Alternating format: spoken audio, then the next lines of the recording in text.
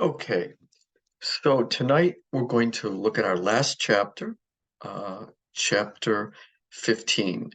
Um, and what I'll focus on here, what I think is important for doing your chapter 15 homework.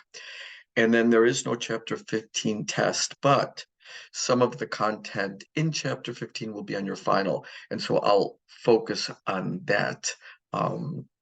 And there really isn't a whole lot from chapter 15 on the final, but we'll look at what I think is most important. So let's take a look at chapter 15.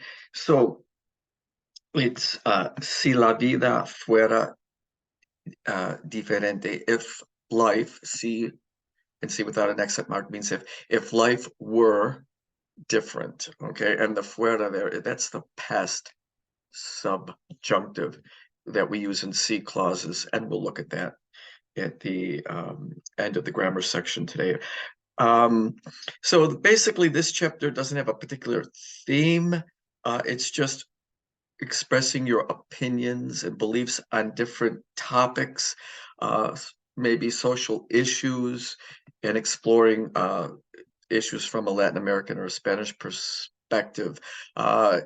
This is not a heavy unit, but we'll look at some of the vocabulary that should help you. There will probably be at least a reading or a true or false or multiple choice question revolving around social questions or issues that are on your final that come up in this particular chapter. Very simple things, but I want you to be able to recognize the vocabulary. Okay, so let's continue on and first look at comunicación. They want you to be able to express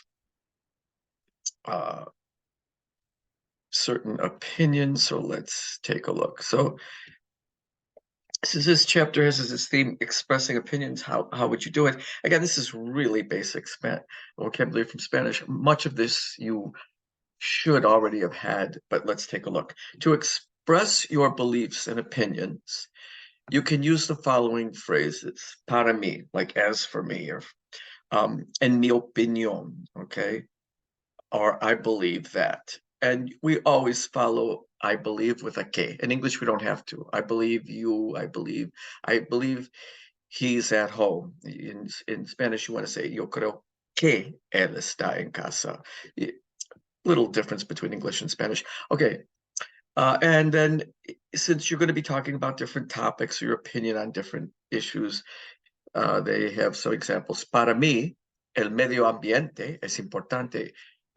For me, the environment is important. Or, en mi opinión, el terrorismo es el problema más grave del mundo. In my opinion, terrorism is the most serious problem in the world. And then I believe, creo que muchos políticos son corruptos. I think many politicians are corrupt. Okay, so you can look through some of the examples there. Again, they talk about different social and ecological issues that are current today, and you can look at some of that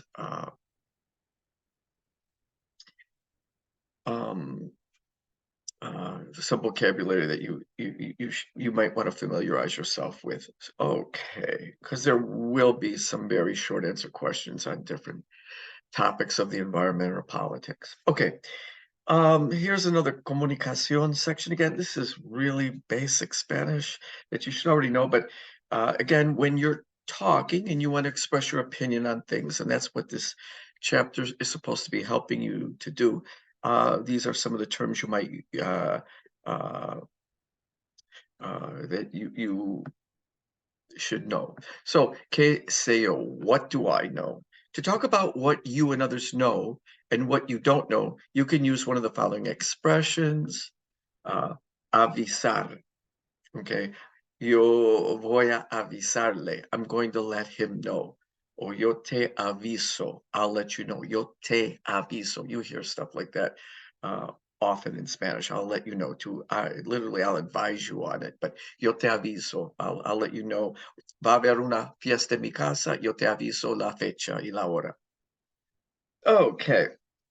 Well, yo te hago saber cuando. I'll let you know. I'll literally make it known to you. Um, you'll often hear que yo sepa, and que yo sepa means as far as I know. Somebody might ask you a question, ¿Qué crees del terrorismo? What do you believe about terrorism? What do you think about terrorism? And you can say, que yo sepa, as far as I know, no es un problema en mi país. It's not a problem in my country. All right. ¿Quién sabe? Who knows? Sábelo todo is a know-it-all. Again, this is a little offensive, but you could say to somebody if they're bothering you, tú, tú eres un sábelo todo. You're a know-it-all. Um, okay. Here, ve or vete, go or get out, or get on with it. Vaya usted a saber. Your guess is as good as mine. Uh, and in any event, please look at this. Avísame. You'll often hear people tell you, what are your plans? What are you going to be doing next week? Avísame. Let me know. Avísame si te puedo ayudar en algo. Let me know if I can help you something. Again, words and phrases that are pretty basic, very straightforward. You can look at some of the uh, exercises that follow this section. So comunicación isn't very difficult in this particular unit. Now let's go to vocabulario. And again, you're going to be giving your opinion on different things, on different topics. So just go over some of these terms. Again, most of these are cognates with English. Many of this language you've already had in prior Spanish courses or in earlier units from our book, from Connect. But so there are los problemas sociales, económicos y políticos, social, economic, and political issues. Be able to talk about these things a little bit. There's not a whole lot of writing on the exam, but there'll be a little reading and answering questions from readings. And again, most of these terms there's nothing new really under the sun. So here's some words like la corrupción, corruption, la democracia, democracy, el proceso político, votar, las elecciones, it's plural in Spanish, election, juristas, I'm sorry, excuse me, tener elecciones justas, to have fair elections. And so just take a look through some of these words, some of this vocabulary. Okay, so look at these boxes, and again, a lot of the words here are cognates with English. Desarrollar means to develop. Okay. All right. And here's some more words. El racismo, la guerra, conseguir la paz, to obtain peace, derechos humanos, human rights.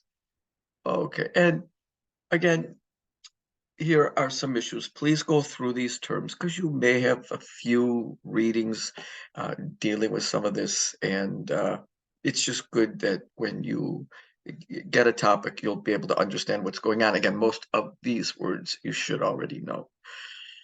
Okay, so here's something on immigration, discriminación, los indígenas, the indigenous people, inmigrantes, immigrants, fronteras are your borders, fronteras internacionales, international borders, tiranía, tyranny, dictadura, dictatorship, analfabetismo is, what do you call it, illiteracy, esclavitud infantil, child slavery, and a literacy campaign, la alfabetización. Okay, that was one of the big things that they did in Cuba was la alfabetización to a literacy campaign. The government launched a tremendous literacy campaign. There are many countries do when there is a social revolution. Okay.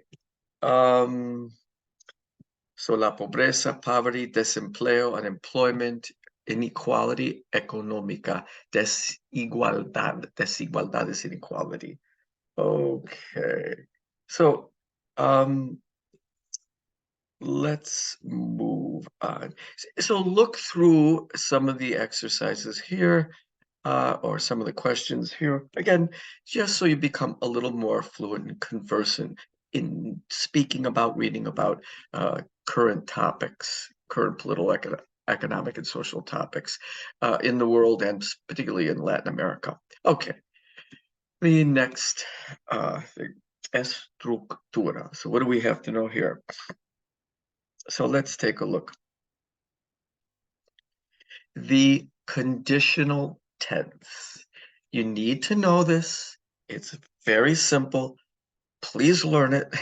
There's going to be a question on the exam where they're going to ask you to take a verb. They'll give it to you in the infinitive form. Okay. And then they're going to ask you uh, to conjugate it into the conditional tense. They'll give you a subject in the sentence, and according to whatever that subject is, you will conjugate the verb into the conditional tense. And the conditional tense is the tense in English when we would use would plus a verb. So I would go, they would eat, we would see. Okay. They would live here if they had more money, for example. So it's that's the conditional tense. Okay. That's all it is. And so they give you para empezar some examples of the conditional, and then let's just jump into actividades analíticas and see how we form the conditional tense. You should be able to conjugate it.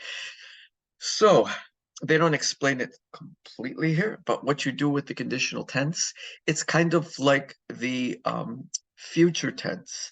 You start off with the infinitive. So you don't need to worry about stems or dropping the AR, ER, or IR ending.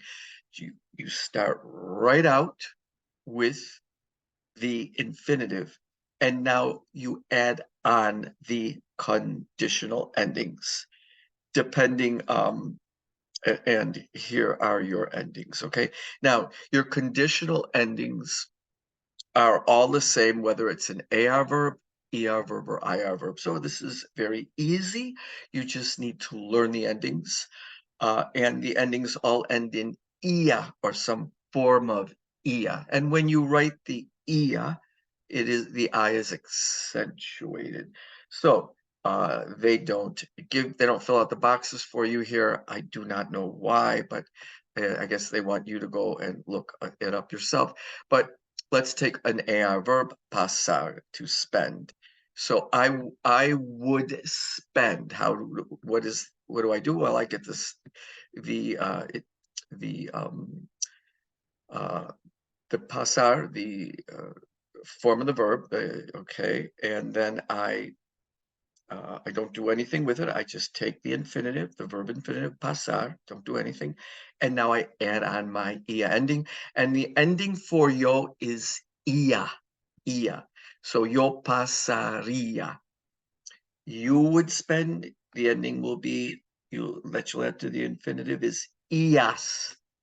Tú pasarías. You would spend. Ella, and usted would be ia again. It's the same as yo. Nosotros is going to be íamos. So nosotros pasaríamos. We would spend, forget about vosotros, and then they or ustedes would be ian. It's as simple as that. So you should be able to conjugate any verb now in Spanish that's regular into the conditional tense. Please look at this and learn it. They do the verb to be. Yo sería, I would be. Tú serías, él sería, he would be. Nosotros seríamos, we would be. Ellos serían. And finally, the verb to go. Yo iría, I would go. Tú irías, you would go. Él iría, he would go. Usted iría, you would go. Ella iría, she would go. Nosotros iríamos, we would go. And ellos or ustedes irían would go. Okay, very simple. here are the endings, in fact. Learn them. Again, real simple to form this. You take the infinitive and you add on those endings according to what your subject is. Okay.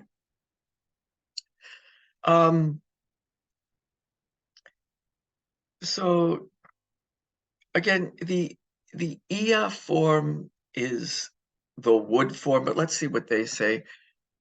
And they give you some some advice here. Relating a tense or un tiempo verbal in Spanish, uh, in Spanish to how you would say it in English can be helpful, but be cautious. The conditional, for instance, is almost always translated in English with would, as I taught you, as in the examples above. The reverse, however, is not always true. When would is used to describe a repeated past event or action, we use the imperfect. This is really picky, but it is true. Remember I told you the imperfect means either I was going or or they were going, or I used to go. It does it in the sense of I used to go. So I could say, de niño, yo iba a la iglesia los domingos. When I was a child, I used to go to church on Sundays, or I would go to church on Sundays. It's a little bit of a picky point. I wouldn't get too hung up in it. Just make sure you can conjugate a verb. Now, there are irregular verbs in the conditional. Learn them. There they are. I can't learn them for you. But so you will not, in this case, how do you form the conditional with these irregular verbs? You'll have to learn the special stem, what they call la raíz or root or stem. They have special stems, and these are the same stems we saw with the future. Remember when you formed the future, you took the infinitive and you put the future endings on. Well, the conditional, you take the infinitive and you put the conditional endings on. Well, just like with the future verb, the conditional tense has, these verbs are all irregular in the conditional. So please learn them. So for example, the verb decir, you wouldn't say yo desearía. I would say, you say yo diría. The stem now is just totally different. It's dir. I would say is yo diría. And the endings on these are all the same endings as we saw above. So yo has ia ending, to es, la, ia. Nosotros has íamos, ellos, and ustedes have ian. So the endings that you're going to put on these irregular verbs are all the same as we used for the regular verbs. All right, so haber is related to the what? The I, there is, there are. Hubo, there was, there were, or había, there was, there were. Habrá, there will be, or habría, there would be. Okay, so habrá, there will be. Habría, there would be. Hacer, so I would do it would be yo lo haría, not yo lo hacería. Okay, so again, these verbs are irregular. Learn them. Poder, to be able to. You'll often hear this word used because could you? Podrías ayudarme? Could you help me? Okay, or could I do something? ¿Podría ayudar a usted? Could I help you? All right, so take a look at this, and there are your irregular verbs. I would have would be yo tendría. Okay, not yo tenería, but yo tendría. So again, make sure you look at these. There's some examples with the conditional tense. Please go through these. Just familiarize yourself with it. Okay. And then let's see, what else do we have here? And this won't be specifically on the test, but it is an important part of knowing Spanish. And again, you should have learned this in past courses, I believe. Um, it's C clauses. C clauses. And in a C clause, you will use the conditional tense and you will also use the past subjunctive. So after the word see, which means if, you will use the past subjunctive, which we learned a lesson back. So review the past subjunctive tense. So you use after C, you'll use the past subjunctive, and then in the second clause, the non-C clause, you will use the conditional. So let's take a look what this says. If nobody were to use drugs, life would be calmer. Okay. And so usara is again the past subjunctive tense. Okay. And so si nadie usara drogas, if nobody were to use drugs, life would be quieter. Let's move on and give me a second here. And so again, you won't be tested on this, but I did want you to look at this. Let me just give me 1 second if there's anything. All right, let's look at the activities analíticas. Okay, each one of the sentences in para empezar above consists of a C clause and a consequence. Okay, so you have if, then there'll be a consequence, and the consequence will go into the conditional. The if clause, it's hypothetical. It goes into the past subjunctive, and this is used all the time. Okay, so let's look at some examples. By the way, again, the past subjunctive was seen in Estructura 14.1. Okay, and you can do it in either order. So let's take a look. You could put the C clause first, and then the consequence, or the consequence first, and then the C clause. Let's take a look. Si tuviera $1,000,000, and they should have, to make it clear, si yo tuviera, the C part. So the C part will take the what? The past subjunctive. So if I had, or if I were to have, si yo tuviera $1,000,000, if I were to have $1 million, lo donaría, I would, here's your conditional tense, I would donate it a una organización sin fines de lucro. So I donate it to a nonprofit organization. Again, you won't be tested on this, but I just wanted you to see it and see that it's used a lot in Spanish. And you can do it in the opposite. You could put the conditional clause first and then the C clause after. Yo donaría $1,000,000. I would give $1 million to a nonprofit organization if I were to have it, or if I had it. I like to say were to have it because that's a better, I think, translation of the past subjunctive. Okay, here's one.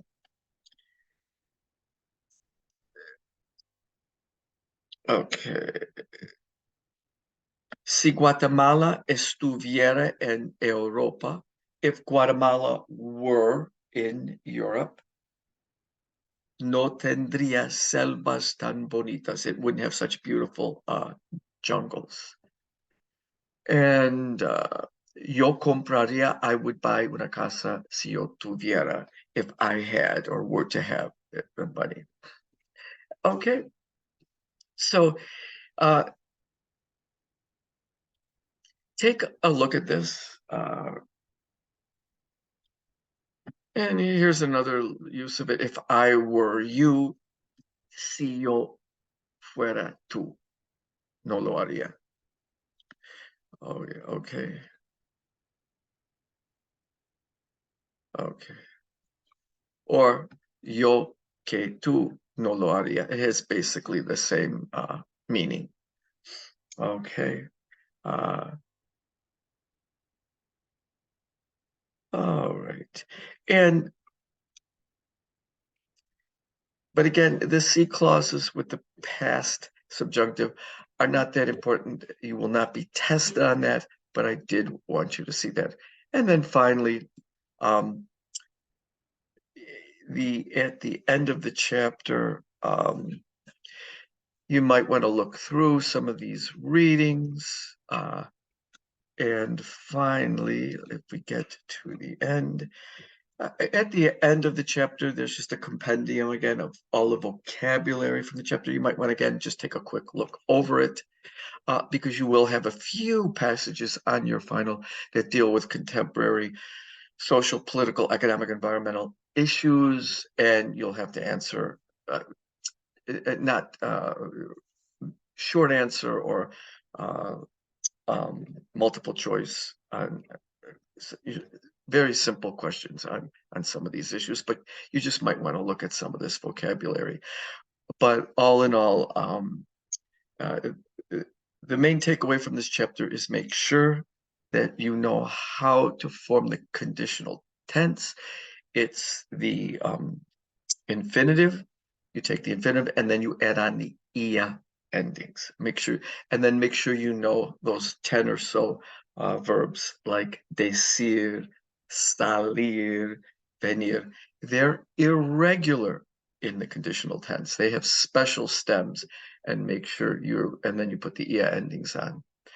So, and then finally, I'd like to say, just make sure you sign up on the sign up sheet for later in the month. We have a very simple, straightforward uh, speaking assessment. I'll ask you to do a couple things. I've given you examples of what I'm going to ask you to give a command, an extend command, a to command, etc. To do a couple things speaking, very simple, very straightforward, and we'll do that on Zoom. So don't forget to sign up for that.